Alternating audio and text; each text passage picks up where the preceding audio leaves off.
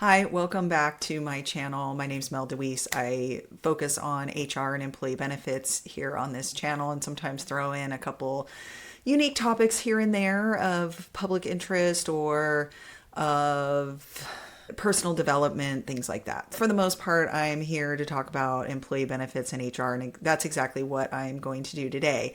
And we are looking at PR in HR. Most people, when they think of HR, PR and marketing is the furthest from their brain. However, after learning a bit about both over the years in my careers, I have noticed similarities between the two. And I want to bring those to the forefront because as we start out this year, I'm looking at what could I do better in 2026. Communication. I could always improve on how I communicate, get better at communicating, and how do I help my clients communicate messages to their employees. And as I am going through looking at SOPs and processes that I have in Asana and all these fun things for project management and the like, I have projects that I'm working on for clients that involve employee communication guides. And I've been creating some customized employee communication guides for certain clients that are highly engaged and wanting to do better as well and get some of these messages out to their employees, show their employees what benefits that they do have that perhaps they were unaware of or not using or don't know how to use.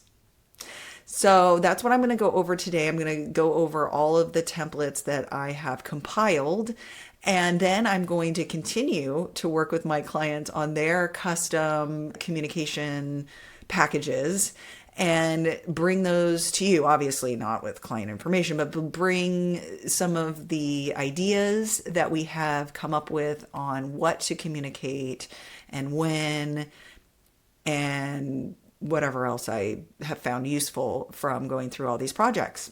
So hopefully you can hang in there with me. And here is a communication guide that I created just for you. And this is going to be available to anyone, really. I can email these out directly. If you want this communication guide, if you're interested, if you think this is something that would be helpful to you, it is available for free. I will be putting it on a landing page probably at some point, but I can email it to you for now. I've got a list of like 10 different projects for my people that help me on the marketing side. So I don't know when I'm going to be able to get a downloadable link for you, but you can email me at melissa@nomadinsgrp.com. Happy to send it to you. Also, before we get started, I do want to say a quick disclaimer. This is not financial advice, medical advice, legal advice, or any advice really. I am not your agent. I'm not your broker until you hire me. Obviously, I'm not your broker or your agent. With that said, if you acknowledge this disclaimer, go ahead and hit the like button. And then if you hit the like button, then you're acknowledging my disclaimer and you understand that this is just for entertainment and educational purposes only. Viewer discretion is advised. So with that housekeeping item out of the way, let's move on to this information that I compiled just for you and also for myself. And the premise here is that businesses spend gobs and gobs of money on employee benefits every year, and the employees aren't happy with benefits for the most part. And a lot of the reason why they're not happy is because they don't understand it, they don't know how to use it, or they don't even know they have it. Okay, that's a lot of the reasons. So education and communication is key here if you would like your employees to be happier with their benefits. That's the first place to start.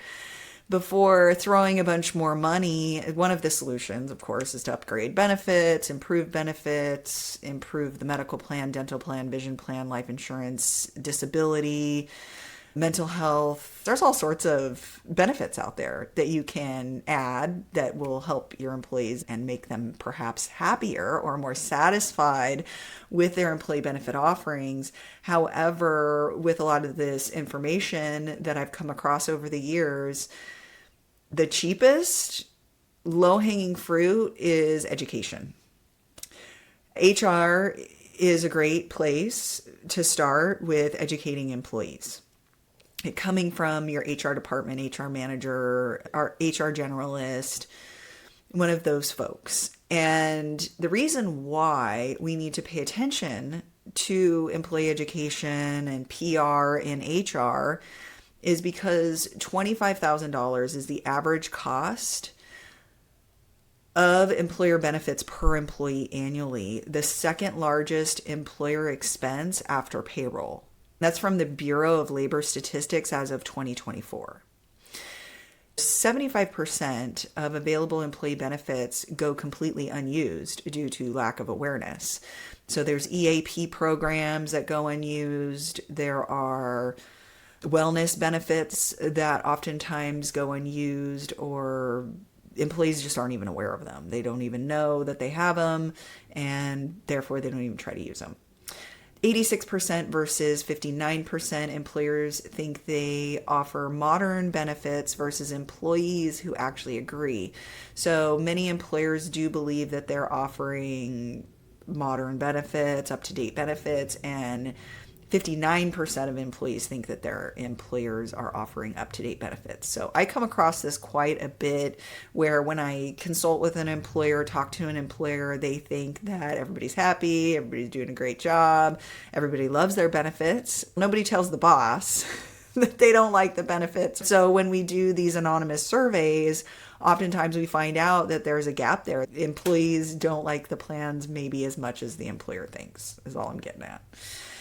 Only 25% of employees with access to well-being benefits actually use them. And I definitely do agree with this. And a lot of it has to do with education. A lot of the employees don't even know that they have access to any of these specialty value-add programs that insurance companies offer. Like AAA offers benefits when, discounts to hotels and things like that when you sign up with AAA. Likewise, with many of these insurance companies that offer group health insurance, AAA is similar in that way, where they have value add benefits that they offer their customers. So if you sign up with AAA, you get discounts to hotels and auto rentals. Well, with group insurance, many of the insurance carriers have value add services that they give your employees for free. Like a very common one is employee assistance programs, where employees can call a toll-free number and have access to counselors 24/7 and get 3 to 5, maybe even more visits, either with a virtual counselor or face-to-face. And it's attached to many long-term disability plans and medical plans alike. A lot of employees are not aware of that benefit. Also, wellness benefits are attached to many health insurance plans, not just for individuals, but for groups as well. And a lot of employees are not aware of that. So the core problem is that employers spend billions on employee benefits and don't know the employees don't know that they have. So employers spend billions of dollars on benefits. Research consistently shows that employees who understand their benefits perceive them as significantly more valuable than employees who aren't educated.